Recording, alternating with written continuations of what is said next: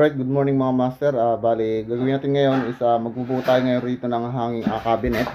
So, DIY lang mga master. Ayan. So, bali 4 feet lang yung ating tabas dito na plywood.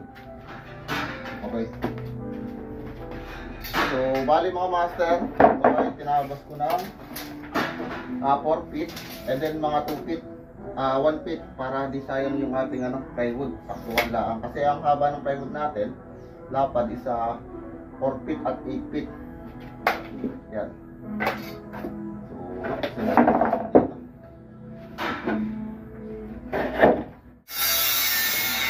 So, gagamit tayo mga master dito ng stick well. Ayan.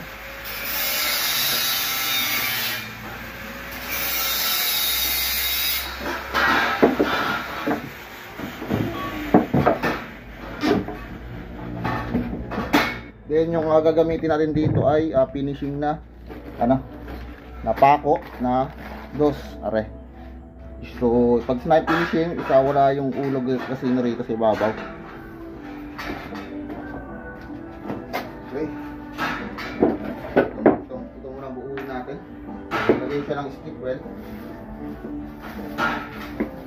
para dumikit maganda.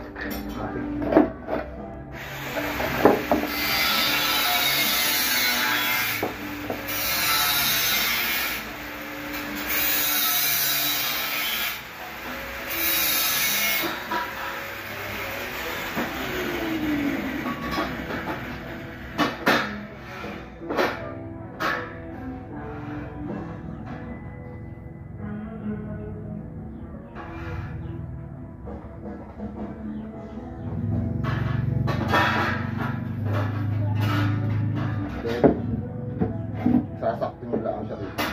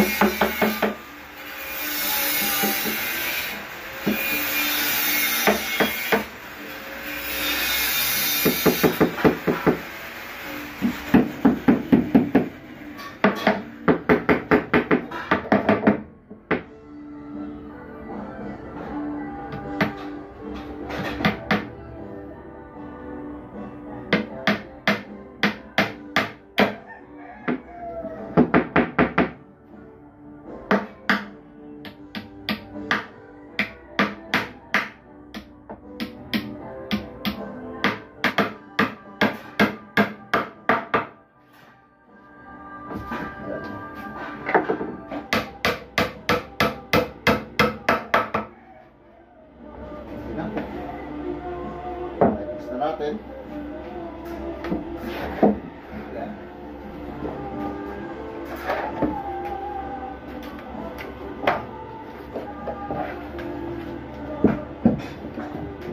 Itong kabilang side naman mga master.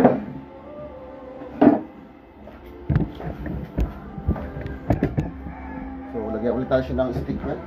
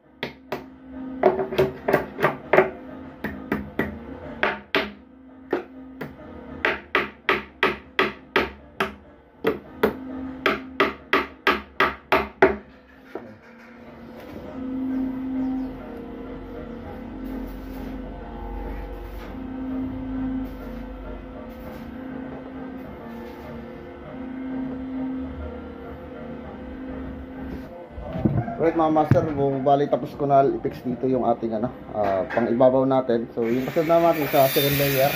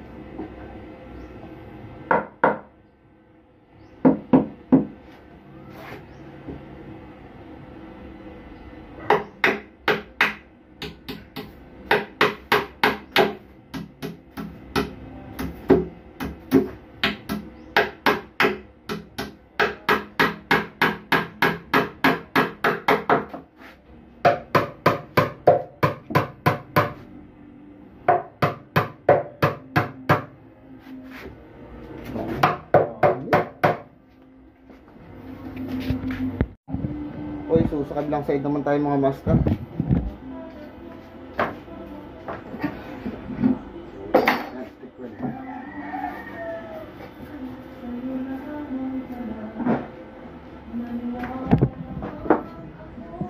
Napainit dito, grabe.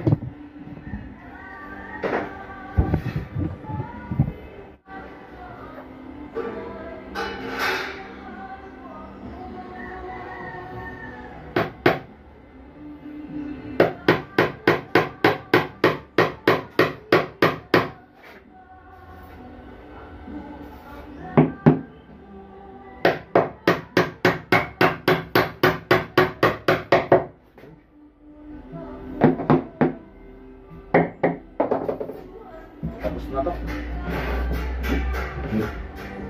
Inupahan lang natin siya kanina rito. Ayan, so kinerve ko lang siya para yung ating plywood is gumanda yung design humabol. So pinaliit ko lang na rin. So bali 8 inches lang ito. Ito ay 1 feet. And then 1 feet. Ayan.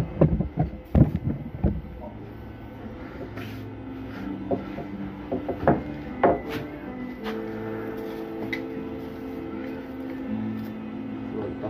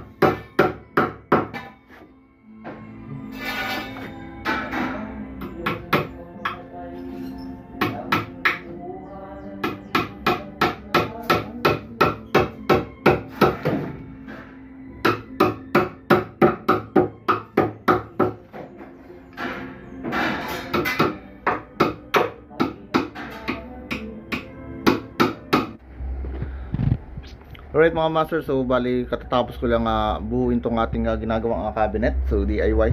Bali ano lang naman ito, simple lang. Dito sa side, ayan, so naglagay na lang ako ng isa pang layer. So bali dalawang layer dito. So lagayan ng mga grocery.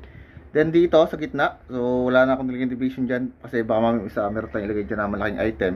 So yung mga kaldero, matataas. Then dito sa kabila, so ganun din. So lagayan din ng mga gamit pa natin dito. Kaya dito naman sa ilalim mga master, ayan. So yung ginawa ko naman dito, bali naglagari tayo ito, pinakord natin. So ito yung paglalagay natin ng mga ricado, then yung mga toyo suka, yan, mga langis, kung ano-ano dyan. So dyan na natin siya ilalagay.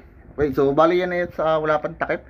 So wala na tayong plywood. So saka na lang natin siya tatakpan kapag nakalog-log na. Ayan.